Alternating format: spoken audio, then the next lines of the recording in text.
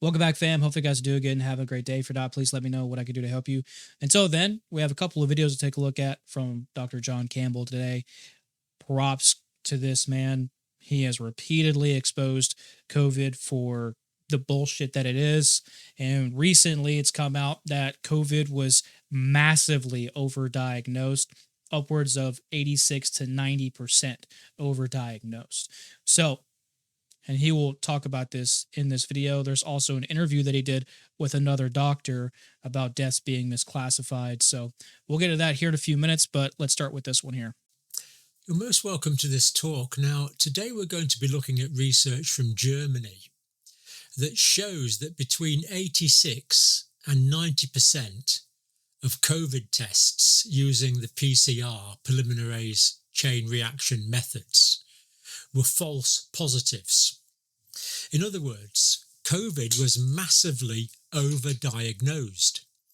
86% were false positives. That means 14% were accurate diagnoses of COVID. It was massively overdiagnosed by this PCR test. And this is the paper that I'm going to be giving evidence for that here. It's actually quite an intelligible paper. You can see it there. It's all in the public domain for yourself. Now, just think about the implications of this.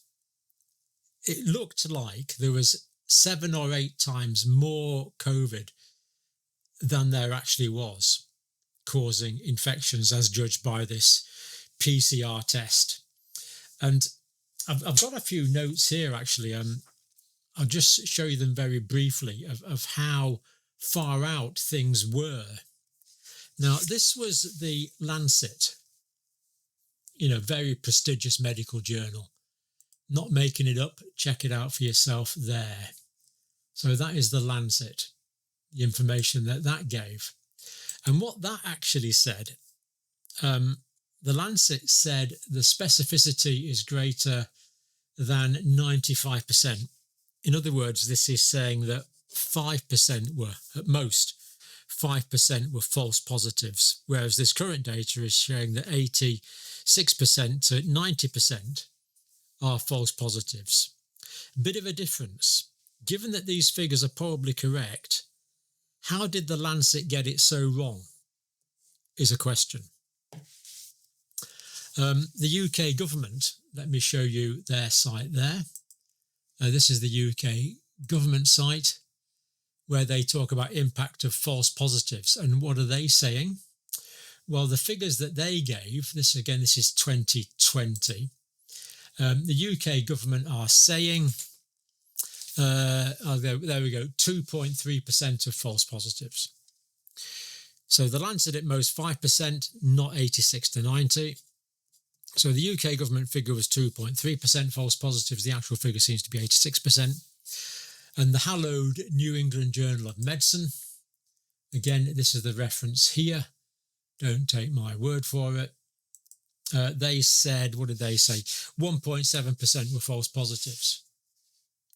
So if this German study is right, if this study is correct, this one, and it's looking pretty good. I'm going to show you the details of it because I'm convinced by it. That's why I'm telling you about it. That means the Lancet was hopelessly wrong. Hopelessly wrong. I wonder why. For years, we were told that we were killing our family members for not getting the 15 motherfucking jabs. Get your shot. Get your double shot. Get your 15 other boosters after that. That's what we were told. To keep our jobs, to stay around our families if we were even allowed to do that. And some of us weren't even allowed to remain operating our own business. People were thrown in jail for operating their small businesses. And God forbid you actually reported the right information, you were deplatformed. Dr. John Campbell was kicked off of YouTube, once or twice, I think. Definitely during the Biden era. This is sick. People are dying because of this. That's why I say this was a massive experiment to see who is willing to comply and who isn't. They already know who never got the shot. They already know. People's lives were destroyed for not taking the vaccination, lost their jobs. They were mocked, called crazy. And now people are dying in mass. Heart attacks, lung complications, liver complications, cancer, all because you believe the science. Where's the accountability? Well, there isn't any. It's just an, oops, sorry. Guess you have to live with your loved one being 6 feet under, despite them being 20 and healthy, but they suddenly had a heart attack after taking their 16 boosters, like they were told to do, or they were threatened with their jobs or their children. Oh yeah, and let's not forget they threatened to take people's children away too if they didn't force them to get the vaccination. Right, let's remember that too. That means the British government was hopelessly wrong. And that means that the New England Journal of Medicine was hopelessly wrong if this German study is accurate. So let's have a look at it and see what we think. So here's the study here, a calibration of nucleic acid polymerase chain reaction by antibody IgG tests in Germany. So if you have an infection in the blood, that is an antigen. The SARS coronavirus 2 is an antigen.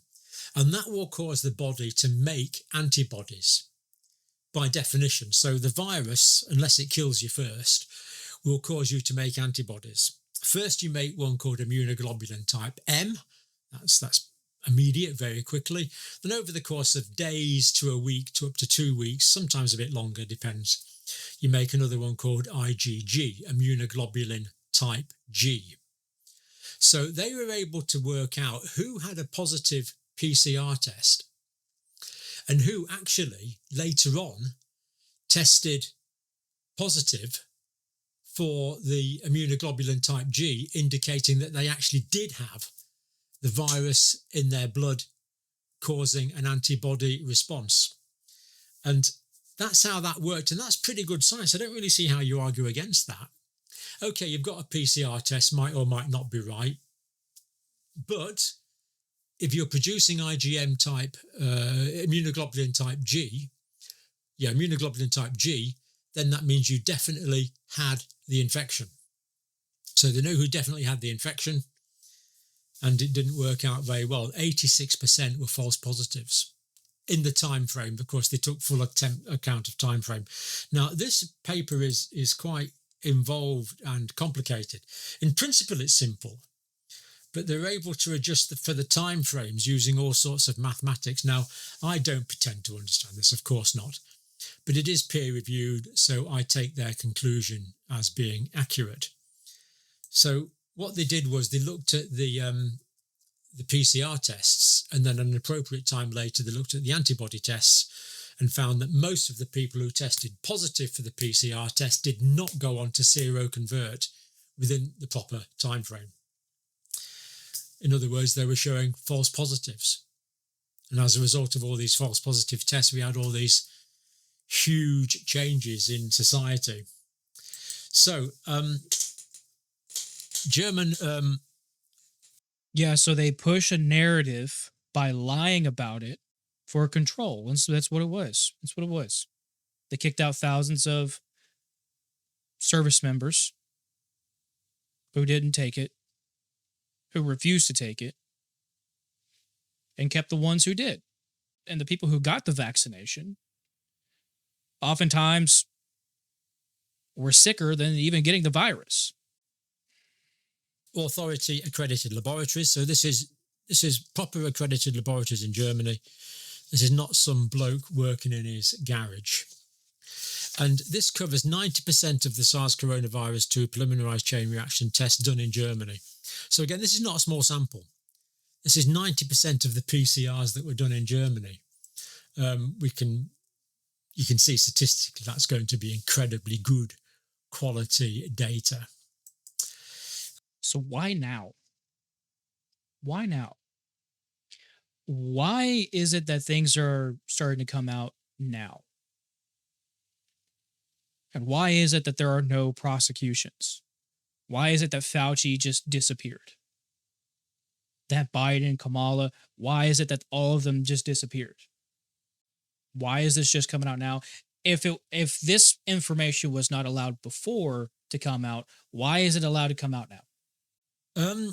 March 2020 up until January 2023. And so not only did they look for PCR, and they conducted serological mass tests for immunoglobulin type G antibodies. If the immunoglobulin is there, they had an infection. If the immunoglobulin is not there, within 2 or 3 weeks after the PCR test, they didn't have the infection. This is proper hard science that shows that the Lancet, the British government, and the New English Journal of Medicine, if this is correct, it shows they were wrong. How could people make a mistake? How could the British government, for example, make a mistake of such magnitude?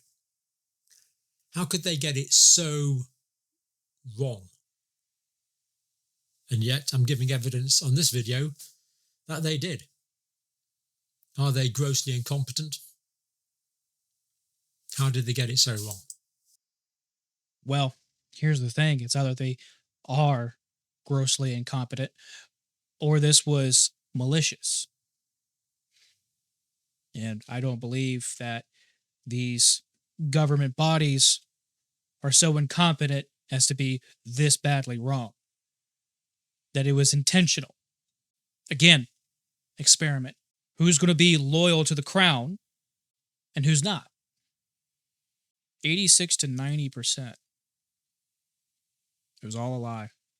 They destroyed people's lives for a lie. People are struggling because of this. As I said in my short a couple days ago, a friend of mine that I served with is struggling, barely living paycheck to paycheck to provide for his family. So while these corporations, Johnson & Johnson, Moderna, Pfizer, are raking in billions of dollars in profit, people are dying in mass. This is a humanitarian crisis that was perpetuated by evil motherfuckers. There should absolutely be consequences for the people that pushed this, administered it, and lied about it. Let's head over to the interview. You are very welcome to this talk, and I am so pleased to welcome a brand new guest to the show, to the program, to the show, whatever this is, this scientific document, Dr.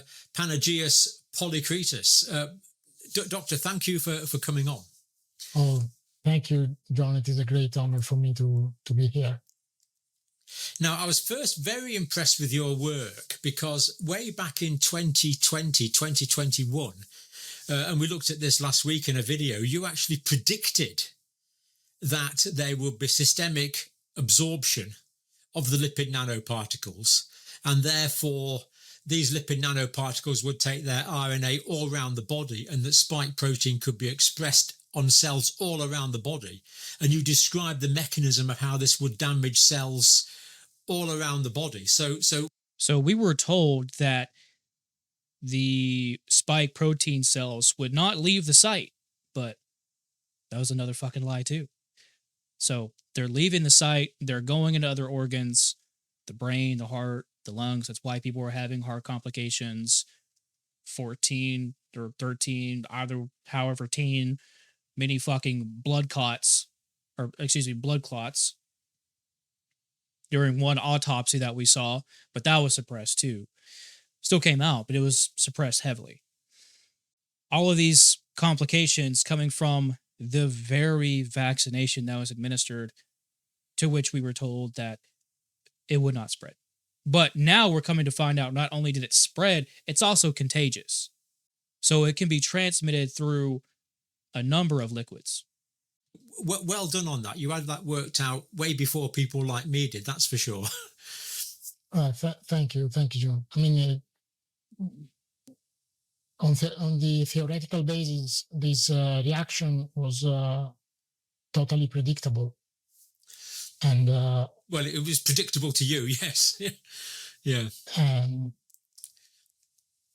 I think that, for example, when you design a car, you have to think of its security and safety, and all the pharmaceutical industry described these pharmaceutical products as the product of innovation and science. But if you design a fantastic car, very perfect car, but it doesn't not has a functioning brake system, it can be deadly. And this was the mechanism. They did not thought of a mechanism to think of a mechanism to avoid the uncontrolled distribution within the body of these products. Absolutely. So well anticipated, but well worked out, and it just shows how basic fundamental science can be applied if people choose to apply it. Of course, sometimes people choose to apply science, other times they choose not to apply it, but you chose to apply it. So that's great. Now, you've got another paper we want to study today, and I'm going to put that paper up now so people can see it. Now, there's a bit of a sly trick going on here, a statistical trick. Technically, it's called the case counting window bias. But this bias is presumably affecting most of the publications around the world that seek to analyse vaccine effectiveness. What is this case counting bias, and why is it a bit of a sly trick? Yes. This effect, we have to acknowledge that it has been predicted by Professor Martin Neal and Professor Norman Fenton in late 2021. And they even have a publication in preprint from of January 2022 that I bet that they are trying to publish in the peer-reviewed literature. This effect basically creates a misclassification because it is based on the notion that someone has not built up a proper immunity against the virus for a period of time, roughly of 2 weeks, 14 days after vaccination. In some countries, it changed. For example, in England, I think it was like 21 days, this period, from 14 to 21 days. In Italy, where this study was performed, the period of time was of 14 days. So basically, in the first 14 days, in this time window, all the vaccinated people were... When COVID first broke out, I remember I was deployed. This was early 2020. So for me, everything started in Italy. Considered unvaccinated. And this created an effect that all the adverse reactions that they had, but even the infections and the hospitalizations were moved to the group of the unvaccinated. And this created an artificial increase in the death rate and the infection rate, the hospitalization rate of the unvaccinated individuals. So basically, because they weren't counted, if someone was vaccinated, they were counted as unvaccinated for at least 2 weeks, sometimes 3 weeks. Yes. That means if they died of the side effect of the vaccine, say 1 week after the vaccine, that would be counted as a death in the unvaccinated group. Exactly, yes. That makes the unvaccinated look at much higher risk. It makes the death rate in the unvaccinated look higher, and the death rate in the vaccinated group look lower. So it's making the vaccines look effective, and it's making the vaccines look safe. Exactly. So they lied about that too. Every single thing about this was a lie. Who remembers DMX? DMX literally died the day after he got the shot. And I remember a friend of mine that I served with, who is what I was telling you about earlier, who's struggling to provide for his family, had also told me that his family members who took it died shortly after taking the vaccine. So what the fuck? So they absolutely cooked these numbers to make it seem as though the unvaccinated were the problem. It wasn't about the virus, it was about the unvaccinated. Because at some point, it wasn't the virus that it was dangerous, it was the people who never got the shot that was dangerous. I remember hearing that too. If you didn't get the vaccination, you were dangerous.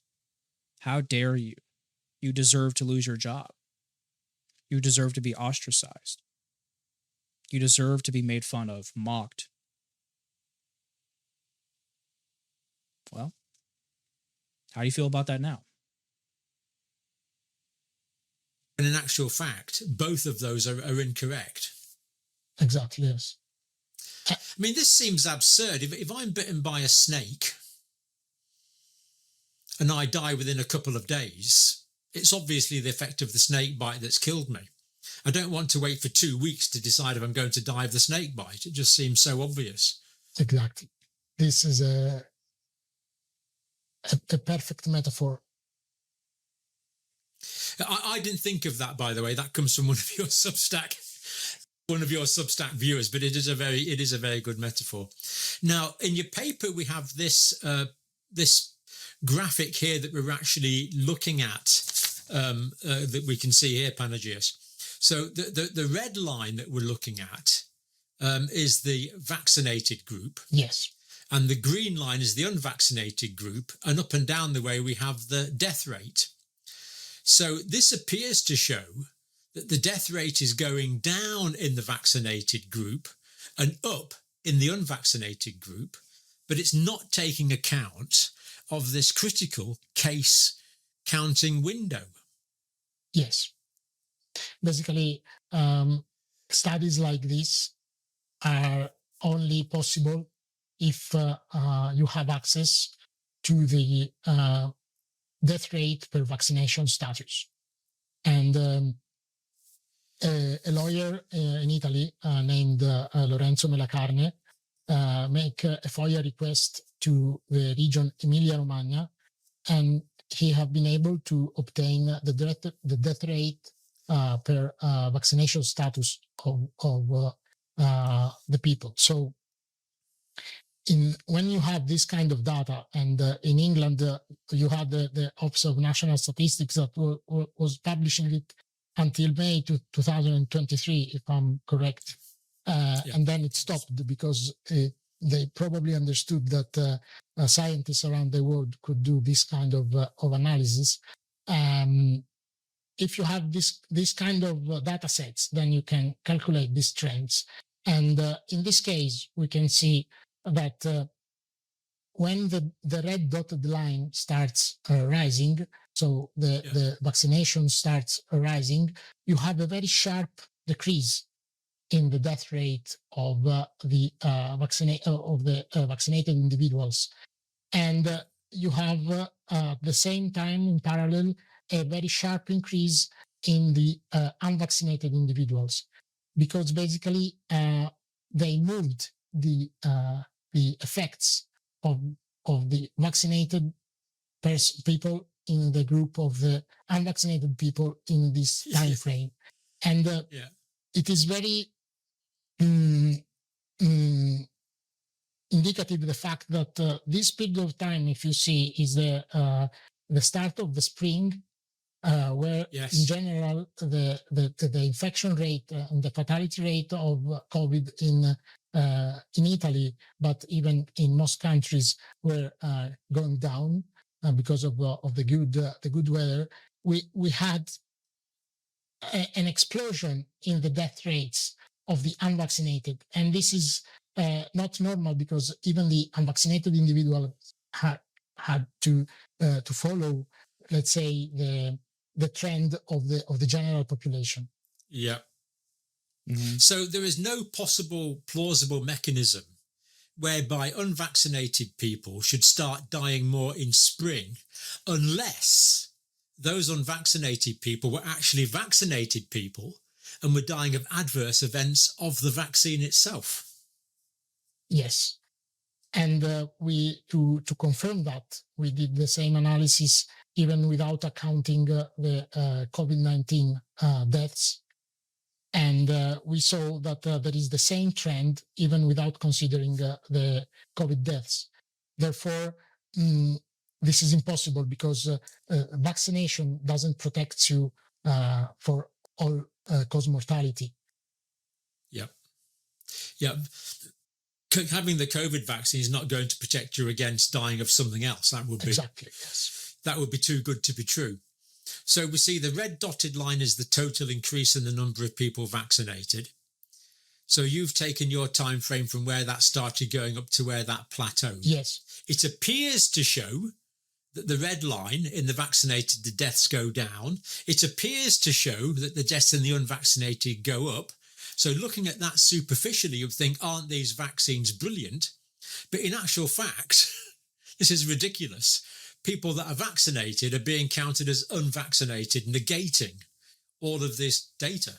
Yeah, exactly. And Professor Fenton had predicted that, and in one of your broadcasts, he showed that even using a placebo vaccine, a fake vaccine, but even a vaccine that has a negative effectiveness, gives the same beneficial effect in the first apparent beneficial yes. effect.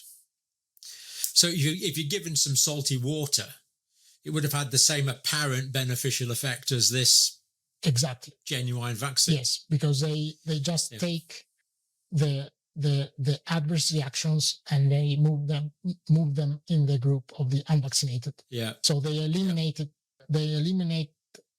these effects totally from the group of the vaccinated individuals. So the question in my mind now, Panagios, is how many of these deaths in the green line in the unvaccinated, how many of the deaths in the unvaccinated people who were actually vaccinated, how many of those deaths are potentially attributable to the vaccine? I think a colleague of yours has done some rough calculations on this. One of the authors, Dr. Giovanni Trambusti, estimated this data, but this is not part of this paper, but it was done for an Italian newspaper. He calculated that, for example, for the age group of 70-79, from April to June 2021, about 37% of the recorded deaths were actually vaccinated people that were put in the unvaccinated group. How there aren't any fucking charges blows my goddamn mind. I want to see Fauci in prison. I want to see Biden in prison. I want to see Trump in prison, Kamala, all of these motherfuckers who told us to trust the science. I am the science. All of these fucking people who pushed this poison onto us deserve to be locked up for the rest of their fucking lives, if not charged for treason and receive the punishment thereof. I've heard enough of this. All right, guys, if you want to watch these videos, I'll link them down in the description below. Please let me know what you thought about this. I'm too heated right now. I gotta calm down. So, if this video helped you out, guys, please like, share, subscribe, join the family.